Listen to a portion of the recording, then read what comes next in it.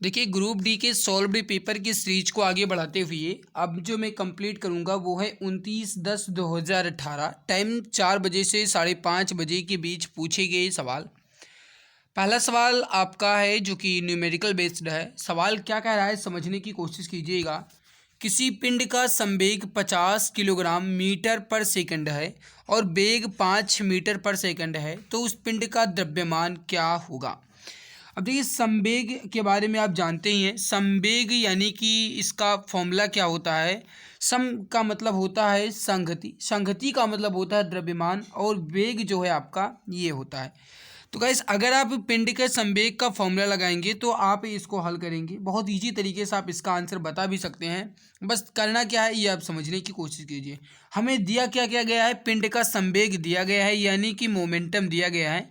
mv बराबर मुझे 50 kilogram metre पर सेकंड दिया गया है। 50 किलोग्राम मीटर पर सेकंड मुझको दिया गया है, ठीक है। और यहाँ पे अगर आप देखो तो इसका जो फॉर्मूला होता है वो एम भी होता है, ये मोमेंटम है। और एम जो मुझको दिया गया है वो नहीं, मतलब वेग मुझको ज्ञात करना है, एम नहीं दिया गया है यानी मॉस नहीं दिया गया, तो एम ऐसे ही रहने देंगे। और वी यानी वेलोसिटी या वेग जो है कितना दिया गया है 5 बराबर इधर हो जाएगा 50, इधर हो जाएगा आपका किलोग्राम मीटर पर सेकंड। अब इसको अगर आप हल करेंगे तो 5 एकम 5, 5 दहम 50 यानी कि 10, और द्रव्यमान का मात्रक होता है किलोग्राम, तो डी आंसर राइट आंसर हो जाएगा 10 किलोग्राम। फिर से समझिए, पिंड का संवेग दिया गया है यानी कि एम बी यानी पी बराबर एम बी होता है, तो एम बी बराबर मुझको दिया गया है और ये दिया गया है आपका 50 किलोग्राम मीटर पर सेकंड स्क्वायर। 50 किलोग्राम मीटर पर सेकंड स्क्वायर। और यहाँ पे m जो है वो ज्ञात करना है। v दिया गया है 5, 5 एकम 5, 5 दहाँ 50, 10 बार जाएगा, तो डी आंसर राइट आंसर हो जाएगा। अगला है कि ठुमरी जो अर्धशास्त्रीय भारतीय संगीत की एक आम शैली है की रानी के रूप में किसे जाना जाता है। तो ठुमरी की रानी के रूप में किसे जाना जाता है। सही आंसर जो हो जाएगा आपका बनारस घराने के नाम से प्रसिद्ध हैं गिरजा देवी। राइट उत्तर हो जाएगा आपका ऑप्शन नंबर डी गिरजा देवी। करेक्ट आंसर हो जाएगा डी आंसर गिरजा देवी। अगला है कि किस तापमान पर पानी तरल एवं ठोस दोनों स्थितियों में विद्यमान हो सकता है। किस तापमान पर पानी तरल एवं ठोस दोनों स्थितियों में विद्यमान हो सकता है, ये आपको बताना है। फटाफट आंसर दीजिए। इसका राइट आंसर यहाँ पे क्या हो जाएगा।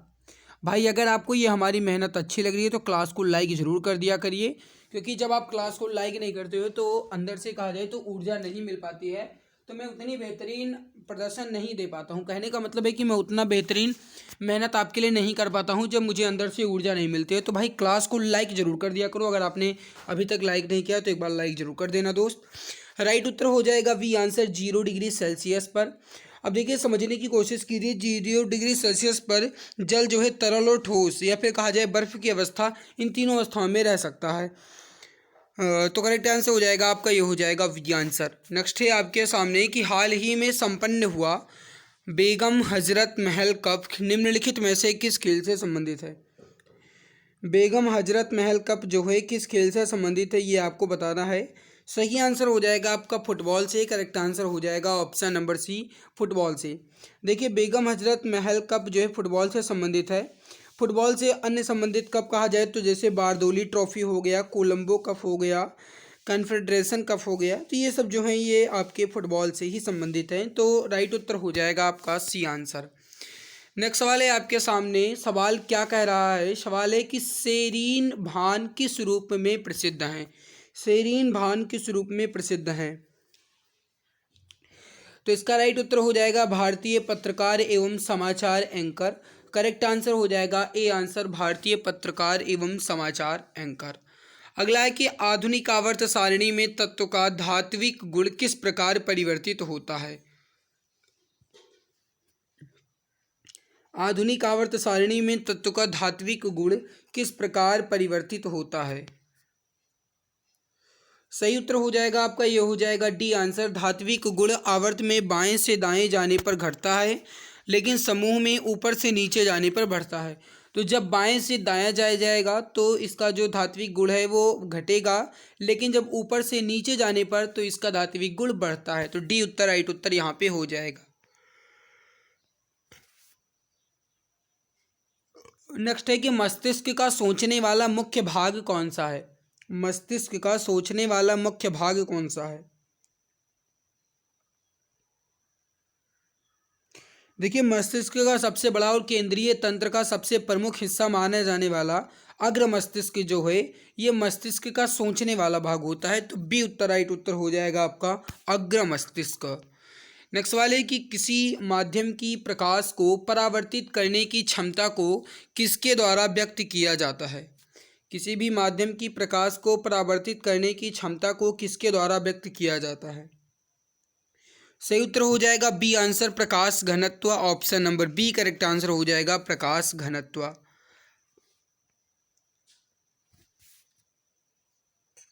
अगला सवाल दिया गया है कि 300 किलोग्राम द्रव्यमान और 150 मीटर क्यूब आयतन वाली वस्तु का घनत्व कितना होगा।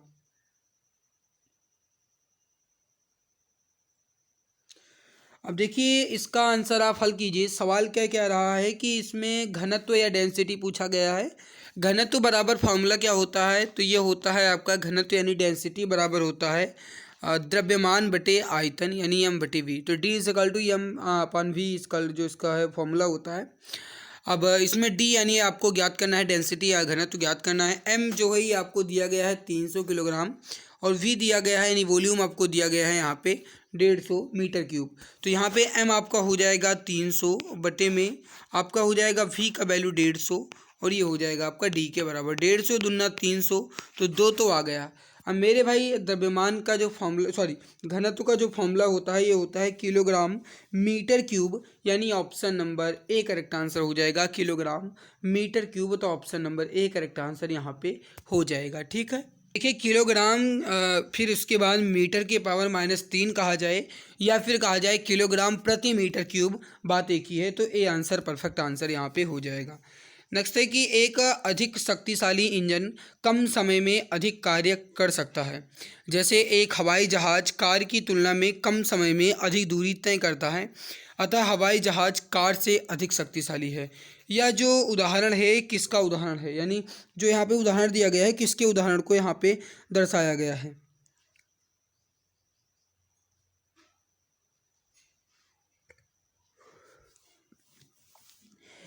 तो देखिए समझने की कोशिश कीजिएगा। राइट उत्तर हो जाएगा शक्ति यानी कि option number B correct answer हो जाएगा। यहाँ पे शक्ति की बात की जा रही है। अगला है कि आवृत्तबीजी या फिर कहा जाए एंजियोस्पर्मिक पौधों की पत्तियों में किस प्रकार की सिरा या रचना वेनेसन होती है। किस प्रकार की सिरा रचना वेनेसन होती है, इसका आंसर आप बताएंगे। सही आंसर जो हो जाएगा आपका ये हो जाएगा 2 प्रकार की सिरा होती है। तो सी आंसर राइट आंसर यहाँ पे हो जाएगा आपका 2 प्रकार की। अगला सवाल आपके सामने कि 25 डिग्री सेल्सियस पर विभिन्न माध्यमों में ध्वनि की चाल के बारे में निम्नलिखित में से कौन सा कथन सत्य है या फिर कौन सा कथन असत्य है। ध्वनि की चाल के बारे में आपको बताना है। पहला देखिए, हीलियम गैस में ध्वनि की चाल 965 किलोमीटर प्रति सेकंड है। देखिए हीलियम गैस में ध्वनि की चाल जो है 965 नहीं 972 मीटर पर सेकंड है। तो किलोमीटर नहीं मीटर पर सेकंड है। 972 मीटर प्रति सेकंड है। या फिर कहा जाए भाई किलोमीटर में तो 270 किलोमीटर प्रति सेकंड है।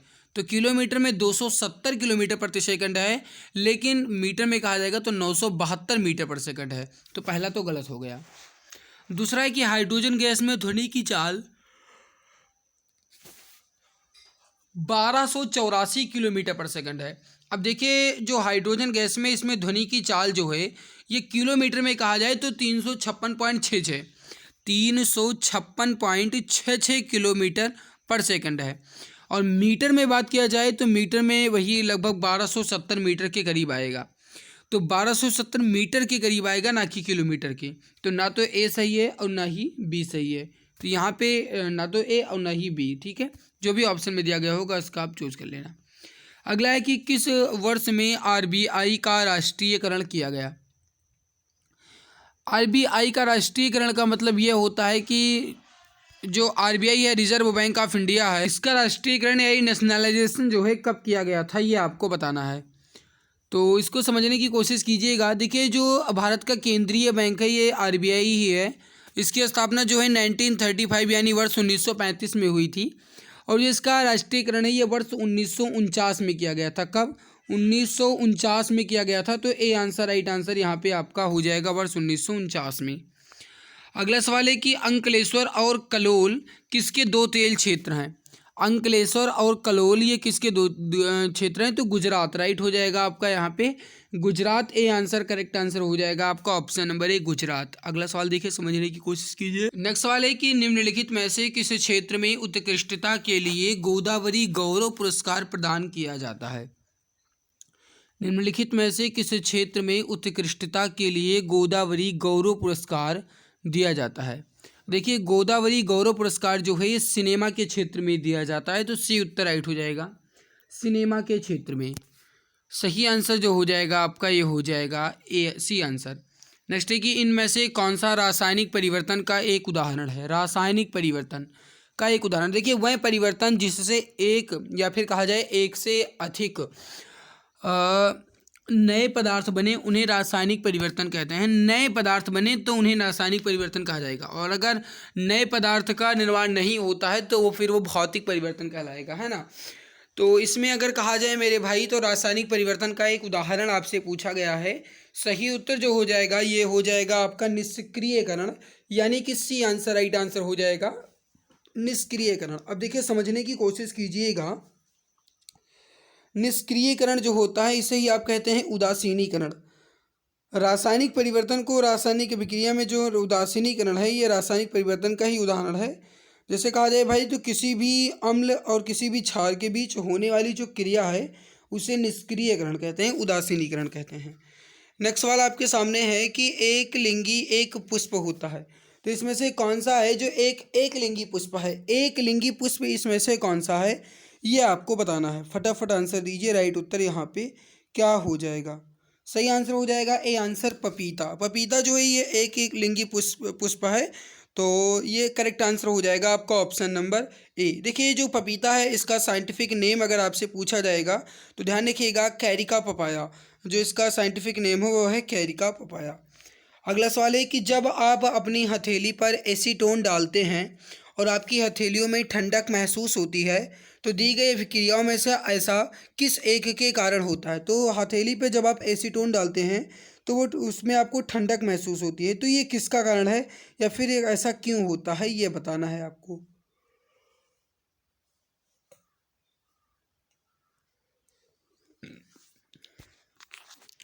सही उत्तर हो जाएगा आपका ये हो जाएगा बी आंसर वाष्पन के कारण। तो option number B correct answer यहाँ पे हो जाएगा वाष्पन के कारण। देखिए, जब हम अपनी हथेली पर एसीटोन डालते हैं और हमें अपनी हथेलियों पर ठंडक महसूस होती है तो इसका कारण है वाष्पन। किसी भी तत्व या फिर यौगिक का द्रव अवस्था से गैस अवस्था में परिवर्तन जो है वाष्पीकरण कहलाता है। और एसीटोन जो है ये एक और अभिलाक्षणिक, रंगहीन के साथ साथ अभिलाक्षणिक गंध वाला ज्वलनशील द्रव है। तो ये आपका हो जाता है बी आंसर वाष्पन के कारण। अगला सवाल देखिए, सवाल दिया गया है कि 50 किलोग्राम द्रव्यमान का एक लड़का 41 सीढ़ियाँ 10 सेकंड में चढ़ता है। यदि प्रत्येक सीढ़ी की ऊंचाई 15 सेंटीमीटर है तो उसकी शक्ति ज्ञात कीजिए और जी बराबर 10 मीटर पर सेकंड स्क्वायर दिया गया है। देखिए, समझिएगा मुझे दिया क्या क्या गया है, ज्ञात क्या करना है, पहले इसके आप फोकस कीजिएगा। देखिए, सबसे पहले आप यहाँ पर द्रव्यमान ये हम आपको दिया गया है, ये दिया गया है 50 किलोग्राम, ठीक है। टी यानी टाइम मुझे दिया गया है यहाँ पे आपको 10 सेकंड, टाइम जो है 10 सेकंड दिया गया है। सीढ़ी की कुल लंबाई जो है वो है 41 सीढ़ियाँ, 41 हो गया। इसकी कुल लंबाई यानी कि जो इसकी लेंथ है वो आप देखिए 41 गुणे ऊंचाई है 15 सेंटीमीटर है। इसको इस मीटर में बदलने के लिए 100 से 100 से भाग, तो इसको आप अगर करेंगे तो ये 6.15 मीटर आएगा। तो इसकी जो ऊंचाई है ये हो जाएगी 6.15 मीटर। अब शक्ति बराबर होता है कार्य बटे समय।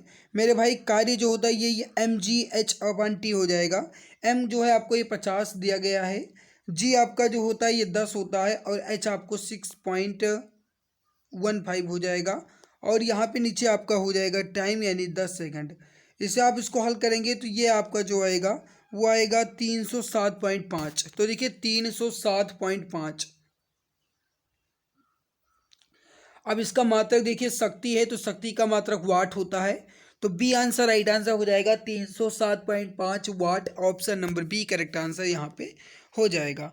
अगला है कि बहुविखंडन के द्वारा किस एक साथ अनेक संतति कोशिकाओं में विभाजित हो जाता है। तो बहुविखंडन के द्वारा कौन है जो एक साथ अनेक संतति कोशिकाओं में विभाजित हो जाता है बहुविखंडन के द्वारा। इसका आंसर आप बताएंगे। राइट आंसर यहाँ पे क्या हो जाएगा, फटाफट आंसर दीजिए। परफेक्ट आंसर यहाँ पे क्या हो जाएगा। सही आंसर हो जाएगा आपका, ये हो जाएगा प्लाज्मोडियम।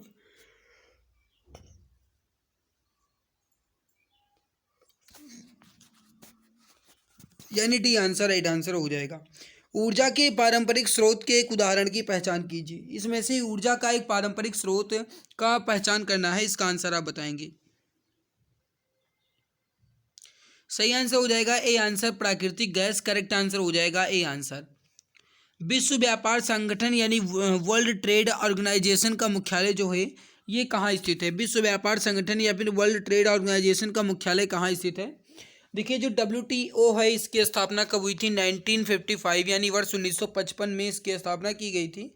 इसका जो हेड क्वार्टर है ये स्विट्जरलैंड के जेनेवा में है और इसका मुख्यालय कहाँ है, स्विट्जरलैंड के जेनेवा में। तो सी आंसर राइट आंसर हो जाएगा।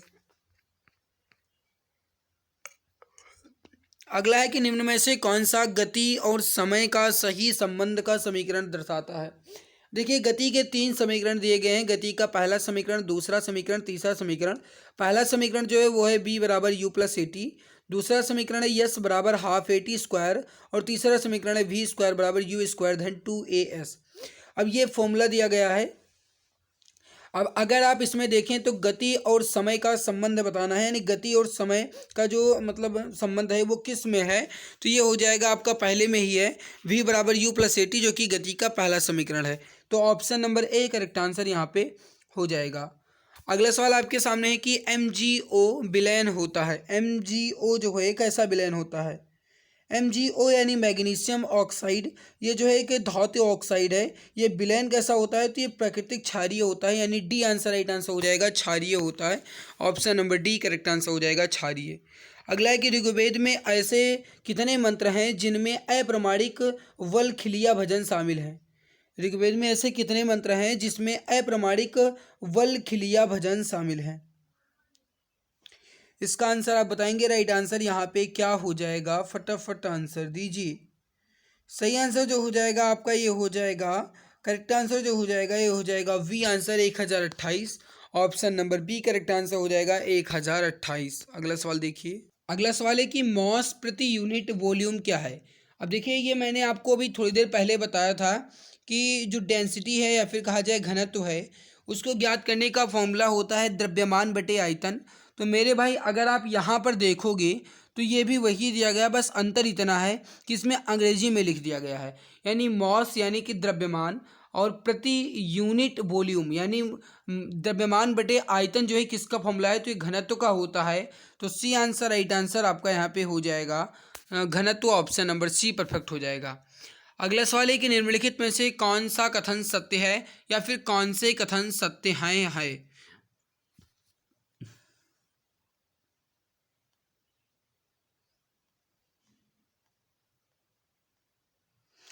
फटाफट आंसर दीजिए। इसमें से कौन सा या कौन से कथन सत्य हैं या फिर कौन सा कथन सत्य है, बताइए। देखिए पहला जो दिया गया है कथन वो है कि असंतुलित रासायनिक समीकरण अभिक्रिया कारकों और उत्पादों में विभिन्न तत्वों के परमाणुओं की समान संख्या धारण करता है। क्या सही है मेरे भाई? ये गलत है। करेक्ट, ये आपका गलत है। संतुलित रासायनिक समीकरण अभिकारकों और उत्पादों में एक या फिर अधिक तत्वों के परमाणुओं की असमान संख्या धारण करता है। असमान, ये भी गलत है। तो ना तो ए और ना तो बी, यानी ए और बी दोनों सत्य नहीं है, यानी डी उत्तर राइट उत्तर यहाँ पे हो जाएगा, कोई भी सही नहीं है। अगला है कि जब एक धातु ऑक्सीजन के साथ अभिक्रिया करती है तो फिर क्या बनता है। जब एक धातु ऑक्सीजन के साथ अभिक्रिया करती है तो क्या बनता है, तो उसे धात्विक ऑक्साइड कहते हैं। तो जब धातु ऑक्सीजन के साथ अभिक्रिया करेगी तो धात्विक ऑक्साइड बनेगा। तो ये हो जाएगा आपका ऑप्शन नंबर सी। अगला है कि निम्नलिखित में से किस तत्व को वंडर एलिमेंट के नाम से जाना जाता है। निम्नलिखित में से किस तत्व को वंडर एलिमेंट के नाम से जाना जाता है, तो ये हो जाएगा टाइटेनियम धातु, यानी सी आंसर, राइट आंसर हो जाएगा टाइटेनियम धातु। करेक्ट आंसर हो जाएगा आपका ऑप्शन नंबर सी। अगला है वर्गीकरण के विभिन्न पदानुक्रम में किस समूह में अधिकतम समान लक्षण वाले जीवों की संख्या सबसे अधिक है। तो ये हो जाएगा आपका जगत kingdom, option number D correct answer हो जाएगा। अगला है निम्नलिखित में से सबसे दुर्बल अम्ल कौन सा है। अब इसमें से अगर दिया गया ऑप्शन के अनुसार देखा जाए तो जो बेंजोइक अम्ल है सबसे दुर्बल है, यानी बी उत्तर, राइट उत्तर यहाँ पे हो जाएगा बेंजोइक अम्ल, option number B correct answer हो जाएगा।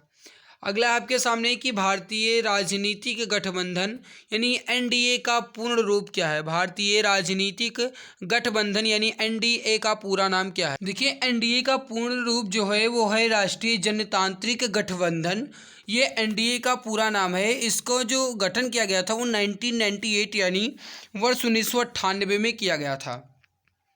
अगला है कि बृहदेश्वर मंदिर किस काल का एक महानतम वास्तुकला स्मारक है जो तंजावुर में है। तो ये हो जाएगा बी आंसर, चोल के समय का, option number B correct answer हो जाएगा चोल, ऑप्शन बी परफेक्ट उत्तर यहाँ पे हो जाएगा।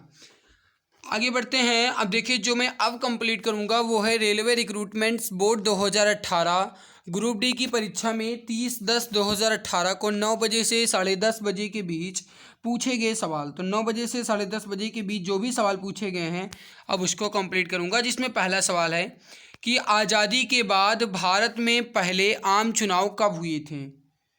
सही आंसर हो जाएगा 1952 में, option number C correct answer हो जाएगा। देखिए स्वतंत्र भारत का प्रथम लोकसभा चुनाव संविधान के अंगीकृत किए जाने के बाद अक्टूबर 1951 से फरवरी 1952 यानी कुल मिलाकर के 5 महीनों की अवधि में शुरू हुआ था और 489 सीटों पर यह चुनाव हुआ था। उस समय जो चुनाव आयुक्त थे वो थे सुकुमार सेन। तो सबसे पहले चुनाव आयुक्त कौन बने थे, उनका नाम था सुकुमार सेन।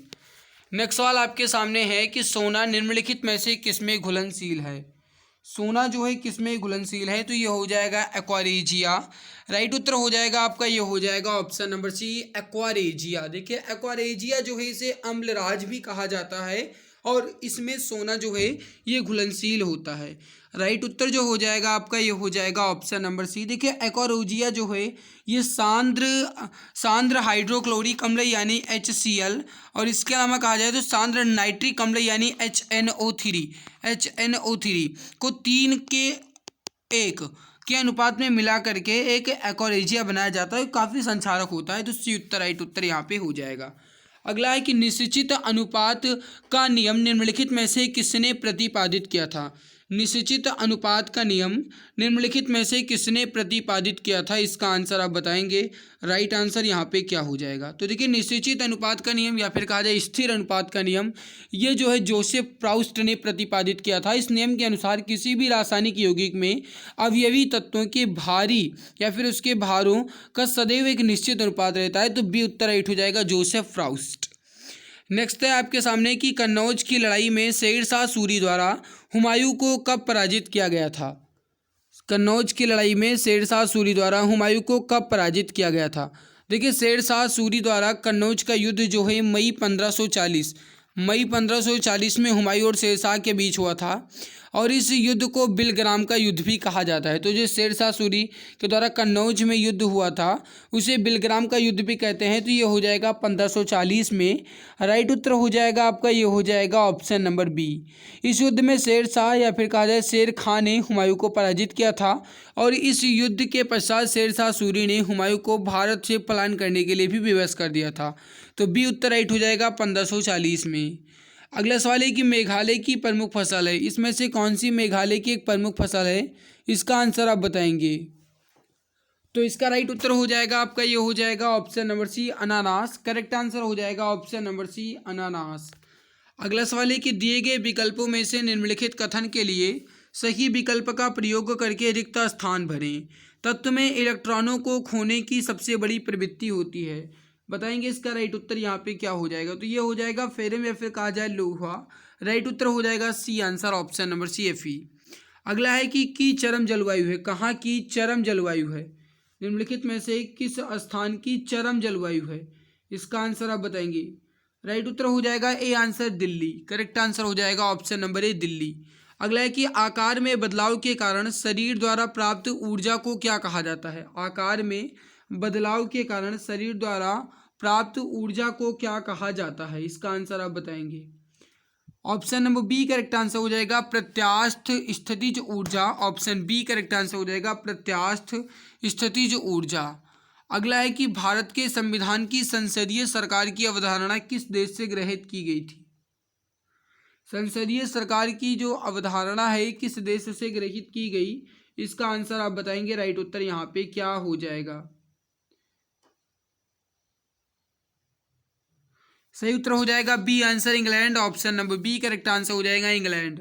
देखिए, भारत का संविधान विश्व के किसी भी गणतांत्रिक देश का सबसे लंबा लिखित संविधान है। पूर्ण रूप से ये जो तैयार हुआ था, ये 2 वर्ष 11 महीने 18 दिन का समय लगा था। और भारतीय संविधान में अन्य देशों के संवैधानिक तत्वों को भी लिया गया, जिसमें संसदीय सरकार की अवधारणा जो है इंग्लैंड से, प्रस्तावना जैसे हो गया तो ये अमेरिका से, और राज्य के नीति निर्देशक तत्व तो ये इंग्लैंड से, सॉरी आयरलैंड से सब लिए गए हैं। अगला है कि जिस दर पर आरबीआई बैंकों को ऋण देती है उसे क्या कहा जाता है? जिस दर पर आरबीआई बैंकों को ऋण देती है उसे क्या कहा जाता है?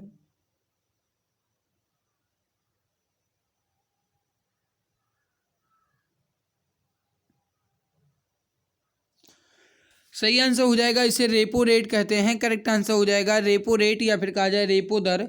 करेक्ट आंसर हो जाएगा आपका, ये हो जाएगा ए आंसर। अगला है कि गति का दूसरा नियम किससे संबंधित है? गति का दूसरा नियम किससे संबंधित है?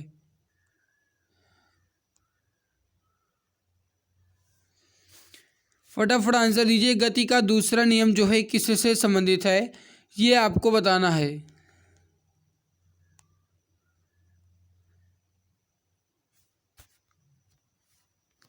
गति का दूसरा नियम किससे संबंधित है, ये आपको बताना है।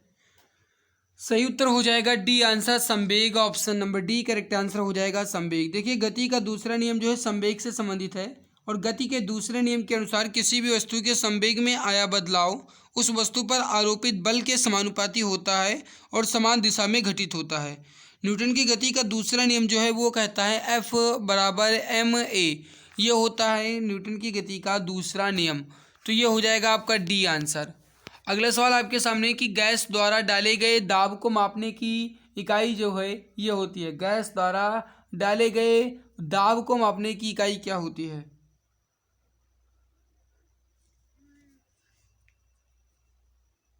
सही आंसर हो जाएगा आपका, ये हो जाएगा पास्कल। ऑप्शन नंबर ए राइट हो जाएगा। अगला है कि भारत के पहले उप प्रधानमंत्री कौन थे? भारत के पहले उप प्रधानमंत्री जो हैं सरदार वल्लभ भाई पटेल थे। तो ये हो जाएगा बी आंसर, सरदार वल्लभ भाई पटेल। करेक्ट आंसर हो जाएगा आपका, ये हो जाएगा ऑप्शन नंबर बी। अगला सवाल है कि दही में कौन सा अम्ल पाया जाता है? दही में कौन सा अम्ल पाया जाता है?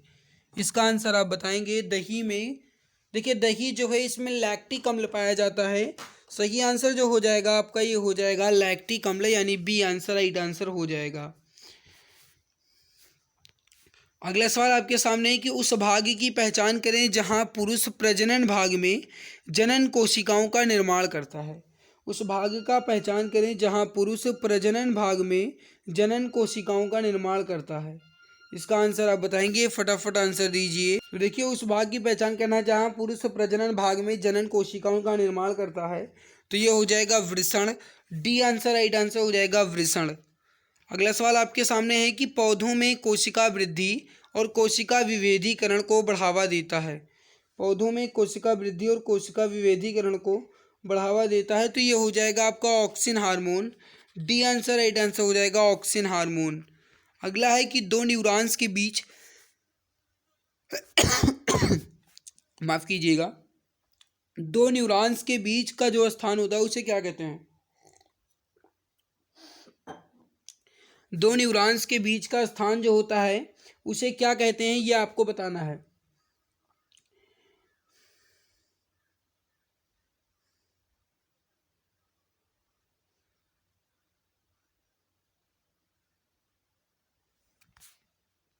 तो इसे क्या कहते हैं, स्नैप्स कहते हैं। बी उत्तर सही हो जाएगा। अगला है कि कौन सा बल हमारे सौरमंडल की संरचना को बनाए रखता है। कौन सा बल हमारे सौरमंडल की संरचना को बनाए रखता है। सही उत्तर जो हो जाएगा ये हो जाएगा आपका डी आंसर, गुरुत्वाकर्षण बल। Option number D correct answer हो जाएगा, गुरुत्वाकर्षण बल। अगला सवाल आपके सामने है कि भारत में हरित क्रांति का जनक किसे कहा जाता है। भारत में हरित क्रांति का जनक किसे कहा जाता है। सही आंसर हो जाएगा आपका यहाँ पे, ये हो जाएगा option number A, M S Swaminathan. सही आंसर हो जाएगा A answer, M S Swaminathan को हरित क्रांति का जनक कहा जाता है। तो ए आंसर परफेक्ट हो जाएगा। अगला है कि एक जटिल अस्थाई ऊतक है, इसमें से कौन सा एक जटिल और अस्थाई ऊतक है, इसका आंसर आप बताएंगे। सही आंसर हो जाएगा आपका ए आंसर, फ्लोएम। फ्लोएम जो है पौधों में पाया जाने वाला एक संवहन ऊतक है। दूसरा संवहन ऊतक जो होता है पौधे का वो होता है जाइलम। तो पहला फ्लोएम होता है, दूसरा जाइलम होता है। फ्लोएम जो एक जटिल अस्थाई ऊतक है जो कि संवहन मंडल या फिर संवहन मंडल के अंदर पाया जाता है। तो इसका राइट उत्तर हो जाएगा ए आंसर, फ्लोएम। नेक्स्ट है आपके सामने कि हर्ष की मृत्यु के बाद 7वीं शताब्दी के आसपास कौन प्रभुत्व में आए और उनके काल को भारत के अंधे युग के रूप में माना जाता था। तो ये हो जाएगा ए आंसर आपका, राजपूत। करेक्ट आंसर हो जाएगा ए आंसर, राजपूत। देखिए हर्षवर्धन की मृत्यु के पश्चात उनका संपूर्ण साम्राज्य छोटे छोटे अनेक राज्यों में बढ़ गया था, जिससे अधिकांश राज्य के शासक राजपूत जाति के थे। 7वीं से लेकर के 12वीं सदी तक भारतीय इतिहास में राजपूत युग का ही चला। और राजपूत युग का जो सबसे पहले प्रयोग है कर्नल टॉड ने 8वीं शताब्दी में अपनी पुस्तक का नाम है annuls and history of Rajasthan, इसमें इन्होंने किया था। तो ए आंसर राइट हो जाएगा। नेक्स्ट है कि निषेचित अंडा युग्मज की परत में समाविष्ट हो जाता है। तो ये हो जाएगा डी आंसर, गर्भाशय। देखिए निषेचित अंडा युग्मज की गर्भाशय की परत में समाविष्ट हो जाता है। देखिए नर के शुक्राणु और मादा के अंडाणु का सफल मेल निषेचन कहलाता है। मनुष्यों में निषेचन की प्रक्रिया में स्त्री के अंडाणु के साथ पुरुष के शुक्राणु का मिलन होता है, जिसके बाद ही स्त्री के गर्भाशय में निषेचित अंडा बनता है। और गर्भाशय में भ्रूण का विकास ही निषेचित अंडे से होता है, जो बाद में एक शिशु का रूप लेता है। तो ये हो जाएगा आपका डी आंसर, गर्भाशय। नेक्स्ट सवाल आपके सामने है कि औद्योगिक उपयोग के लिए उत्पादित इथेनॉल के दुरुपयोग को रोकने के लिए इसे जहरीले पदार्थों जैसे डैश को इसे मिलाकर पीने के लिए अनुपयुक्त बनाया जाता है।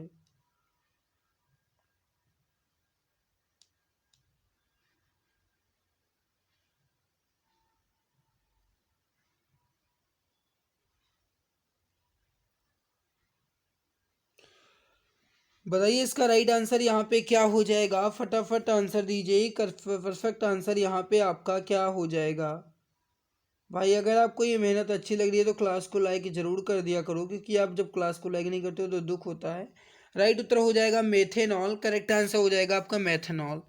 अगला सवाल आपके सामने है, देखिए रेलवे ग्रुप डी परीक्षा में 30/10/2018 को 12:30 बजे से 2 बजे के बीच पूछे गए सवाल अब मैं देखूंगा। तो अब इसके सवालों को देख लेते हैं। इसमें पहला सवाल है आपका, एक मोनोकॉट है, इसमें से एक मोनोकॉट कौन सा। मोनोकॉट का मतलब ये होता है कि एक बीज पत्री। मोनोकॉट का मतलब होता है कि एक बीज पत्री, इसमें से कौन सा है।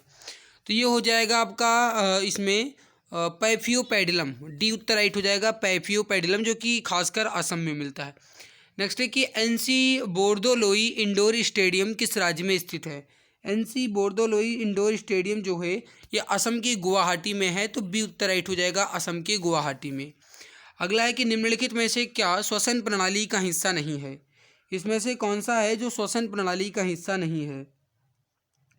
अब देखिए इसमें से कहा जाए तो ट्रैकिया यानी श्वास नली, फेफड़े और ब्रांकाई ये जो है श्वसन प्रणाली के हिस्से हैं। लेकिन जो मेडुला ऑब्लांगाटा दिया गया है, मेडुला ऑब्लांगाटा, ये जो है मस्तिष्क का हिस्सा है। तो बी उत्तर राइट उत्तर यहाँ पे आपका हो जाएगा। अगला है कि किसी तत्व का परमाणु भार ज्ञात करने के लिए निम्नलिखित में से किसके साथ उस तत्व के परमाणु भार की तुलना की जाती है। तो ये हो जाएगा सी आंसर, हाइड्रोजन के साथ। ऑप्शन सी राइट उत्तर हो जाएगा, हाइड्रोजन। अगला सवाल है कि कार्बन का वह गुणधर्म जिसके कारण इसके अणु लंबी कार्बन श्रृंखला बनाने के लिए एक दूसरे के साथ जुड़ सकते हैं, उन्हें क्या कहते हैं।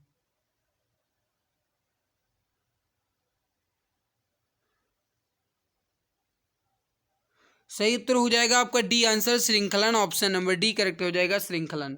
अगला है कि निम्नलिखित में से निष्क्रिय गैस समूह कौन सा है, निष्क्रिय गैस समूह कौन सा है। तो ये हो जाएगा आपका 18वां या फिर कहा जाए शून्य समूह। देखिए helium, neon, argon, krypton, xenon, radon, ये जो हैं आवर्त सारणी के शून्य वर्ग या फिर कहा जाए 18वें वर्ग के तत्व हैं। और ये कहा जाए तो ये अक्रिय हैं, जिसने आप निष्क्रिय गैस भी कहते हैं, नोबल गैस भी कहते हैं।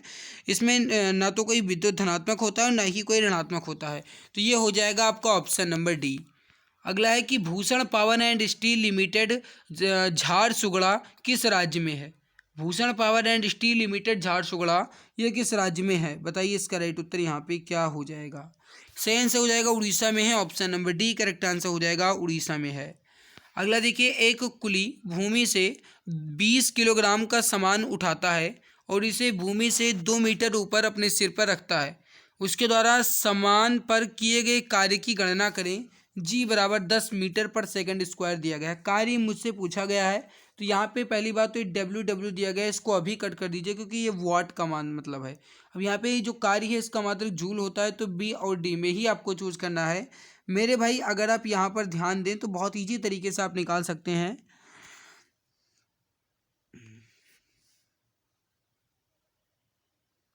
अब देखिए यहाँ पे जो दिया गया है वो दिया गया है 20 किलोग्राम, और मेरे को ज्ञात करना है यहाँ पे एफ, और एफ जो है वो आपका होता है एम ए। मेरे भाई एफ बराबर एम ए होता है, और यहाँ पे एम जो है आपका वो कितना दिया गया है 20, और ए एक्सेलरेशन जो दिया गया है वो आपको दिया गया है 10। तो 20 दाम तो हो जाएगा 200। चलिए, तो एफ यानी फोर्स मुझे मिल गया 200। अब मुझे कार्य ज्ञात करना है। एफ बराबर जो होता है वो होता है, देखिए कार्य जो होता है वो होता है एफ इंटू डी, यानी कार्य जो होता है वो होता है बल, और बल की दिशा में किया गया विस्थापन एक कार्य होता है।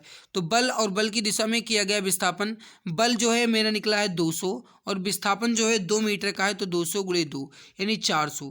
तो बी उत्तर राइट उत्तर हो जाएगा आपका 400 joule, option number B correct answer यहाँ पे हो जाएगा। अगला है कि एलपीजी का मुख्य घटक क्या है, एलपीजी का मुख्य घटक क्या है। तो ये हो जाएगा आपका option number B propane, option B correct answer हो जाएगा। एलपीजी का मुख्य घटक ये हो जाएगा ब्यूटेन, तो option number D correct answer हो जाएगा आपका ब्यूटेन। अगला सवाल है कि बृहदेश्वर मंदिर किस राजा द्वारा बनाया गया था। बृहदेश्वर मंदिर जो है किस राजा द्वारा बनाया गया था। तो राजा राज चोल प्रथम ने बृहदेश्वर मंदिर का निर्माण करवाया था। डी उत्तर राइट हो जाएगा, राजा राज चोल प्रथम। अगला आपके सामने है कि भारतीय संविधान के निम्नलिखित अनुच्छेदों में से किस अनुच्छेद में ये उल्लेख है कि मुख्यमंत्री राज्यपाल द्वारा नियुक्त किया जाएगा। ये इसका उल्लेख किस अनुच्छेद में किया गया है, फटाफट आंसर दीजिए। यहाँ पे राइट आंसर क्या हो जाएगा। जितनी जल्दी हो सके उतनी जल्दी क्वेश्चन का आंसर दीजिए भाई, फटाफट आंसर दीजिए।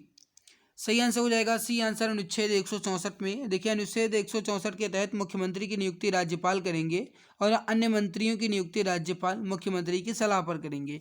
तो यह हो जाएगा आपका अनुच्छेद 164 में इसका उल्लेख किया गया है।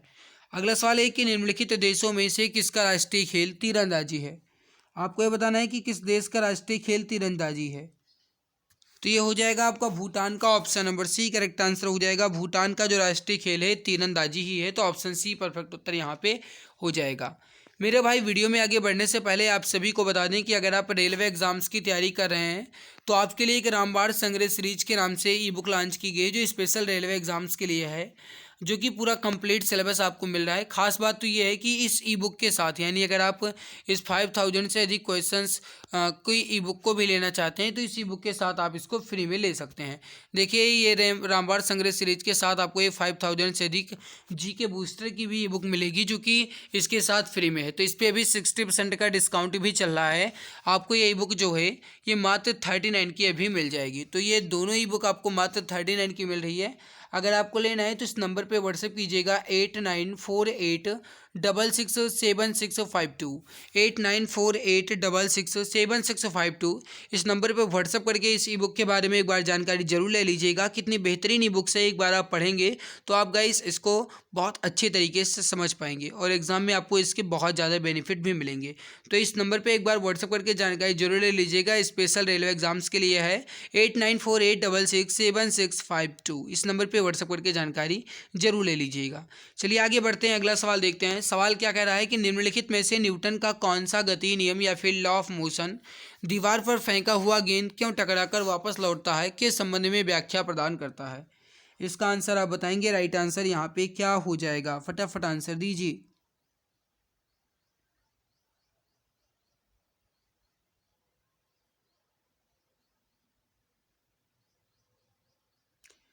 जितनी जल्दी हो सके उतना जल्दी क्वेश्चन का आंसर दीजिए गाइस, ताकि मैं आगे बढ़ पाऊँ। तो देखिए, आप एक बात जानते हैं कि न्यूटन ने कुल मिलाकर के 3 नियम दिए और इसमें से कहा जाए तो तीसरा नियम ही इसके बारे में बताता है, जिसे क्रिया प्रतिक्रिया का नियम भी कहा जाता है। तो option number C correct answer यहाँ पे हो जाएगा। अगला सवाल है कि दी गई किन्हीं 3 संख्याओं के लॉसा का अधिकतम अभीष्ट मान हो सकता है। तो ये मैथ्स का सवाल है, बट इसका राइट उत्तर हो जाएगा तीनों संख्याओं का गुणनफल ही उसका अधिकतम मान हो सकता है। तो बी आंसर राइट आंसर यहाँ पे आपका हो जाएगा।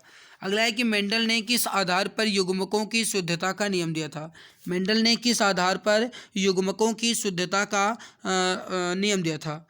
तो ये हो जाएगा आपका ऑप्शन नंबर डी, एक संकर संकरण यानी कि मोनोहाइब्रिड्स क्रॉस के आधार पर। तो डी आंसर राइट आंसर यहाँ पे आपका हो जाएगा। करेक्ट आंसर हो जाएगा ऑप्शन नंबर डी। अगला सवाल आपके सामने कि चाकू से निम्नलिखित में से किस धातु को काटा जा सकता है। चाकू से निम्नलिखित में से किस धातु को काटा जा सकता है। तो राइट उत्तर हो जाएगा डी आंसर सोडियम। सोडियम जो है ये एक क्षार धातु है। ये अत्यंत अभिक्रियाशील, सफ़ेद और मुलायम धातु होती है। प्रकृति में स्वतंत्र अवस्था में नहीं पाई जाती। ये इतनी मुलायम होती है कि इसे चाकू से भी काटा जा सकता है। तो इस सोडियम जो है आपका एक केरोसिन ऑयल या फिर मिट्टी के तेल में डुबो कर रखी जाती है। तो डी उत्तर राइट आंसर यहाँ पे हो जाएगा। अगला है कि भारत में गुजरात जो है किसका सबसे बड़ा संसाधक है। गुजरात जो है किसका सबसे बड़ा संसाधक है, इसका आंसर आप बताएंगे। तो ए आंसर राइट हो जाएगा दूध का। अगला है आपके सामने कि मनुष्य के लिए ध्वनि की श्रव्य सीमा कितनी है। मनुष्य के लिए ध्वनि की श्रव्य सीमा कितनी है। श्रव्य सीमा का मतलब ये होता है कि मनुष्य जो है कितनी ध्वनि सुन सकता है, इसे ही कहा जाता है श्रव्य सीमा। इसका आंसर आप बताएंगे। मनुष्य के लिए जो श्रव्य सीमा है ये कितनी है, यानी सुनने योग्य जो सीमा है वो कितनी है। यहाँ पे एच जेड का मतलब जो होता है ये हर्ट्ज होता है।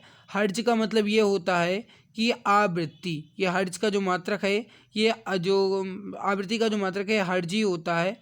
और मेरे प्यारे भाई यहाँ पे पूछा गया है कि मनुष्य के लिए जो श्रव्य सीमा है ये कितनी है। तो 20,000 से 20 हर्ट्ज से 20,000 हर्ट्ज के बीच। राइट उत्तर जो हो जाएगा आपका यहाँ पे ये हो जाएगा सी आंसर, 20 हर्ट्ज से 20,000 हर्ट्ज के बीच। अगला सवाल है आपके सामने कि वह समूह जो प्रथम आयनीकरण क्षमता के सही क्रम को दर्शाता है। तो ये हो जाएगा डी आंसर। अगला है कि एक गतिशील वस्तु अनिवार्य रूप से प्राप्त करती है। एक गतिशील वस्तु अनिवार्य रूप से प्राप्त करती है। तो एक गतिशील वस्तु जो है अनिवार्य रूप से क्या प्राप्त करेगी, इसका आंसर आप बताएंगे। तो देखिए, समझने की कोशिश कीजिए। अगर वो गतिशील है यानी उसमें गति है तो वो अनिवार्य रूप से गतिज ऊर्जा ही प्राप्त करती है। तो राइट उत्तर हो जाएगा आपका, ये हो जाएगा ए आंसर गतिज ऊर्जा।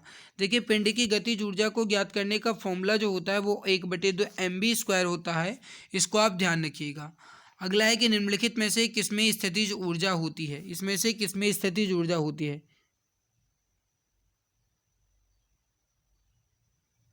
तो ये हो जाएगा ए आंसर बांध के पानी में। देखिए, जब किसी वस्तु में किसी विशेष दशा या फिर स्थिति के कारण कार्य करने की क्षमता होती है तो उसे स्थितिज ऊर्जा कहते हैं। जैसे बांध में एकत्र पानी में संचित ऊर्जा, घड़ी की चाबी वाली ऊर्जा, ये सब जो है स्थितिज ऊर्जा के ही उदाहरण है। तो ए आंसर राइट आंसर हो जाएगा। अगला है कि न्यूनतम समर्थन मूल्य यानी कि MSP जिस शब्द के बारे में अक्सर समाचार में सुना जाता है, ये जो है किससे संबंधित है। इसका आंसर आप बताएंगे। MSP जो है किससे संबंधित है, फटाफट आंसर दीजिए। देखिए, न्यूनतम समर्थन मूल्य जो है साल में 2 बार 24 फसलों के लिए ये घोषित किया जाता है, तो ये हो जाएगा कृषि एवं किसान कल्याण से संबंधित है। तो बी उत्तर, राइट उत्तर यहाँ पे हो जाएगा कृषि एवं किसान कल्याण के लिए है। अगला है कि किस शताब्दी में से भारत में आधुनिक काल की शुरुआत मानी जाती है, तो ये हो जाएगा 18वीं शताब्दी से। डी आंसर, राइट आंसर हो जाएगा 18वीं शताब्दी।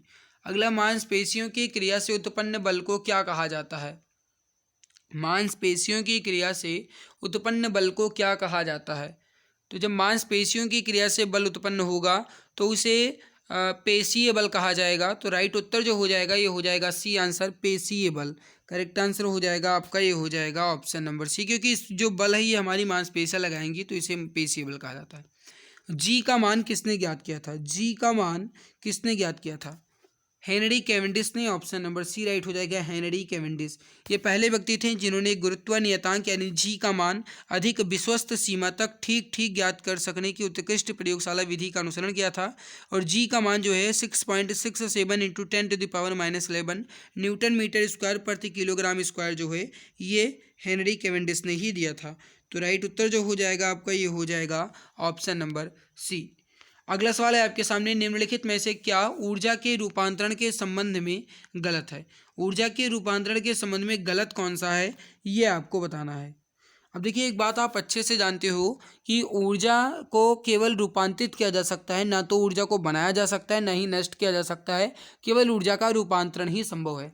विद्युत बैटरी के प्रयोग से रासायनिक ऊर्जा विद्युत ऊर्जा में परिवर्तित होती है, सही है। ऊष्मीय शक्ति संयंत्र में ऊष्मीय ऊर्जा विद्युत ऊर्जा में परिवर्तित होती है, ये भी सही है। विद्युत हीटर के प्रयोग से विद्युत ऊर्जा जो है यांत्रिक ऊर्जा में परिवर्तित होती है, ये जो है आपका ये गलत है। विद्युत बल्ब के प्रयोग में विद्युत ऊर्जा प्रकाश ऊर्जा में परिवर्तित होती है, ये भी सही है। मेरे प्यारे भाई, हीटर में विद्युत ऊर्जा जो है ये ऊष्मीय ऊर्जा में परिवर्तित होती है, ना कि ऊष्मा जो है वो विद्युत ऊर्जा में। ये गलत दिया गया, ये उल्टा लिख दिया गया है ना। जो विद्युत ऊर्जा है ये ऊष्मीय ऊर्जा में परिवर्तित होती है, तो ये यहाँ पे सॉरी, ये जो आपका विद्युत ऊर्जा है ये ऊष्मीय ऊर्जा में, ये आपका यहाँ पे यांत्रिक नहीं, यहाँ पे ये ऊष्मीय होना चाहिए था। तो सी आंसर यहाँ पे गलत आंसर दिया गया, बाकी सही है। अगला सवाल है आपके सामने, सवाल नहीं, अगला जो है वो आपका है पेपर, यानी पेपर है 31 तारीख का, 31/10/2018 को 12:30 बजे से 2 बजे के बीच पूछे गए सवाल अब मैं देखूंगा। जो भी 12:30 बजे से 2 बजे के बीच पूछे गए हैं उसको मैं कंप्लीट करूंगा। जिसमें पहला सवाल है कि एकल महिला पेंशन योजना शुरू करने वाला पहला भारतीय राज्य कौन सा है? एकल महिला पेंशन योजना शुरू करने वाला पहला भारतीय राज्य कौन सा है? इसका आंसर आप बताएंगे। राइट आंसर यहाँ पे क्या हो जाएगा? सही आंसर हो जाएगा Telangana, option number D correct answer हो जाएगा। तेलंगाना सरकार द्वारा ये योजना जो है शुरू की गई है।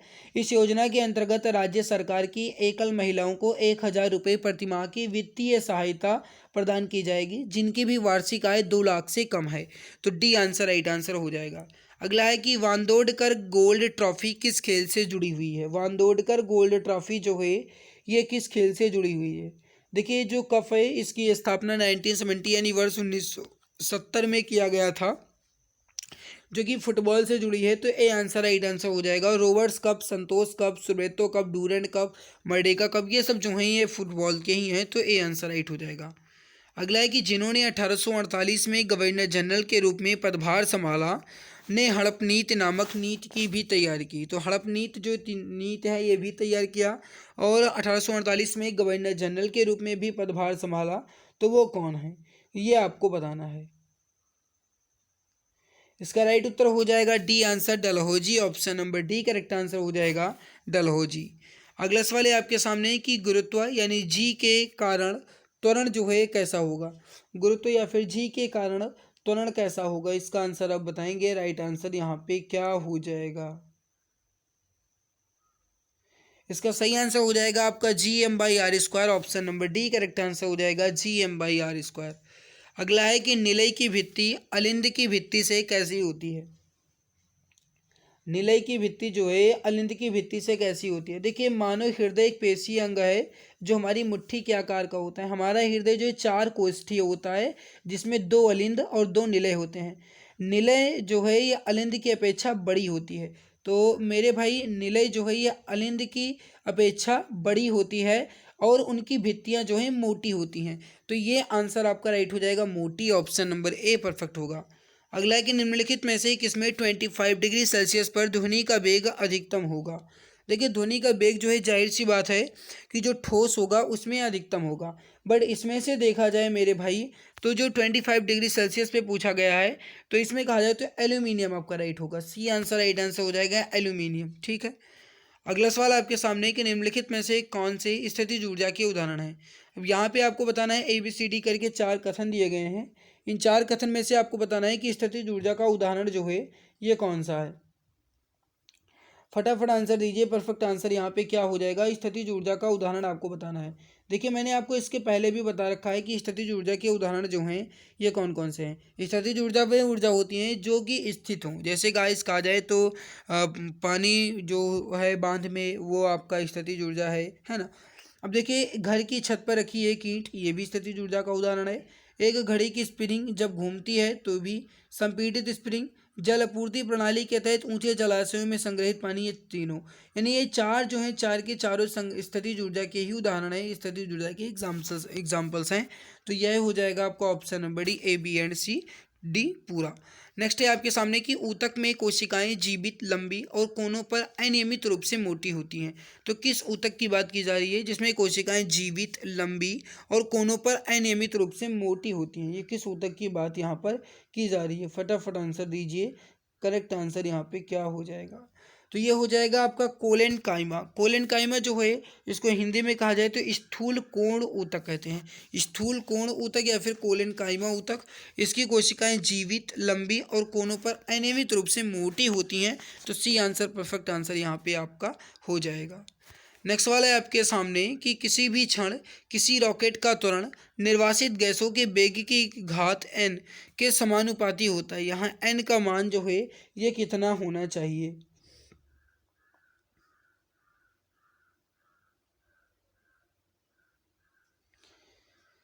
फटाफट आंसर दीजिए। इसका राइट आंसर यहाँ पे क्या हो जाएगा, करेक्ट आंसर हो जाएगा आपका ऑप्शन नंबर ए, n का मान यहाँ पे 1।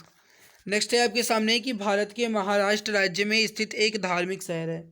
भारत के महाराष्ट्र राज्य में स्थित एक धार्मिक शहर है, तो ये हो जाएगा आपका ये आंसर शिरडी, जो कि महाराष्ट्र राज्य के अहमदनगर जिले में है। तो शिरडी जो है आपका ये हो जाएगा परफेक्ट आंसर। अगला आपके सामने कि निम्नलिखित में से किस वर्ग में प्राणियों में सल्कों की कमी और त्वचा में श्लेष्म ग्रंथियां होती हैं। तो ये हो जाएगा सी आंसर, उभयचर, ऑप्शन नंबर सी परफेक्ट होगा। नेक्स्ट है कि मंझीरा मगरमच्छ वन्यजीव अभ्यारण्य कहाँ स्थित है। देखिए इसकी जो PDF है ये मैं आपको Telegram channel exam Guruji by Arvind sir पर दूंगा, तो वहाँ से आप इसकी PDF को ले लीजिएगा। अगर आप चाहते हैं इसकी PDF तो आप टेलीग्राम से ले लीजिएगा। राइट उत्तर हो जाएगा सी आंसर, तेलंगाना में है, जो कि मगरमच्छ से संबंधित है। वन्यजीव अभ्यारण्य मंजीरा वन्यजीव अभ्यारण्य नाम है और ये तेलंगाना में है। तो सी आंसर परफेक्ट आंसर आपका हो जाएगा। अगला सवाल है आपके सामने कि देवराय द्वितीय के शासनकाल के दौरान निकोलो कोंटी ने किस ईस्वी में विजयनगर का दौरा किया था। इसका आंसर आप बताएंगे। इसका राइट उत्तर हो जाएगा आपका ए आंसर, 1420 में। करेक्ट आंसर हो जाएगा ए आंसर। अगला है कि सोना को घोल सकता है, इसमें से कौन। देखिए अभी थोड़ी देर पहले मैंने आपको बताया कि एक और एजिया जो है आपका ये हो जाएगा, तो डी आंसर। युवावस्था के समय लड़कों में दिखाई देने वाली उपस्थिति में बदलाव होता है, तो ये कौन लाता है। तो लड़कों लड़कियों में होता है बदलाव, युवावस्था में होता है। तो लड़कों में जो बदलाव होता है वो किस हार्मोन के कारण होता है ये आपको बताना है। तो ये होता है आपका टेस्टोस्टेरोन हार्मोन के कारण। डी आंसर राइट आंसर आपका हो जाएगा, टेस्टोस्टेरोन हार्मोन के कारण। नेक्स्ट सवाल है आपके सामने कि प्रतिरोध की एसआई इकाई क्या है या फिर प्रतिरोध का एसआई मात्रक क्या है। इसका आंसर आप बताएंगे। तो ये हो जाएगा आपका ऑप्शन नंबर डी, ओम। करेक्ट आंसर हो जाएगा आपका ऑप्शन नंबर डी। देखिए एम्पेयर जो है ये विद्युत धारा का हो जाएगा, कूलाम जो है आपका विद्युत आवेश का, वोल्ट जो है आपका ये हो जाएगा विभवांतर का। नेक्स्ट है कि एच यानी हीलियम में 54 ग्राम में कितने मोल मौजूद हैं। अब देखिए सवाल जो है आपका ये फॉर्मूला दिया गया है। हीलियम का द्रव्यमान एम जो है आपको वो दिया गया है 54 ग्राम, एम बराबर 54 ग्राम दिया गया। हीलियम का जो मोलर द्रव्यमान है ये एम बराबर जो निकलेगा वो निकलेगा 40 यानी कि 40 ग्राम प्रति मोल। मोल की संख्या आपको बताना है, तो मोल की संख्या यानी एन बराबर जो दिया गया द्रव्यमान है, द्रव्यमान कितना दिया गया है वो दिया गया है 54, और जो इसमें मोल होगा वो आपका होगा 4। जिसको आप भाग देंगे तो ये 13.5 बार जाएगा, तो आपका option number A correct answer हो जाएगा। अगला सवाल है आपके सामने कि भारत में राष्ट्रीय सेना दिवस कब मनाया जाता है। भारत में राष्ट्रीय सेना दिवस कब मनाया जाता है, इसका आंसर आप बताएंगे। भारत में राष्ट्रीय सेना दिवस कब मनाया जाता है, फटाफट आंसर दीजिए। सही आंसर हो जाएगा बी आंसर 15 जनवरी को। बी आंसर राइट आंसर हो जाएगा 15 जनवरी को।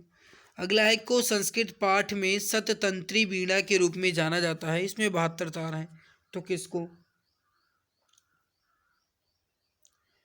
तो ये हो जाएगा C answer santoor. Option number C correct answer हो जाएगा संतूर। अगला है कि एक तत्व का इलेक्ट्रॉनिक विन्यास 1s2 2s2 2p6 3s2 3p3 है आवर्त सारणी में एक तो तत्व के ठीक नीचे तत्व की परमाणु संख्या क्या होगी। तो इसके नीचे वाले तत्व तो ये होगी 33। बी आंसर राइट हो जाएगा 33। पश्मीना एक भारतीय अमेरिकी लड़की की करुणात्मक कहानी की लेखिका कौन है। तो ये हो जाएगा आपका ये आंसर निधि चनानी। ऑप्शन नंबर ए राइट हो जाएगा निधि चनानी। अगला है कि निम्नलिखित में से कौन सा पुनर्जनन के साथ साथ बॉन्डिंग द्वारा उत्पन्न हो सकता है। तो निम्नलिखित में से कौन सा पुनर्जनन के साथ साथ बॉन्डिंग द्वारा, तो ये हो जाएगा आपको हाइड्रा। राइट उत्तर हो जाएगा आपका ऑप्शन नंबर सी हाइड्रा। अगला है कि निम्नलिखित में से कौन भारत की पहली महिला राष्ट्रपति हैं। भारत की पहली महिला राष्ट्रपति जो है प्रतिभा सिंह बनी थी। ऑप्शन नंबर डी राइट हो जाएगा प्रतिभा सिंह पाटिल। अगला सवाल आपके सामने है कि विश्वनाथन आनंद को किस वर्ष में पद्म विभूषण पुरस्कार से सम्मानित किया गया था। विश्वनाथन आनंद को किस वर्ष में पद्म विभूषण पुरस्कार से सम्मानित किया गया था। तो ये हो जाएगा 2007 में। करेक्ट आंसर हो जाएगा डी आंसर 2007 में।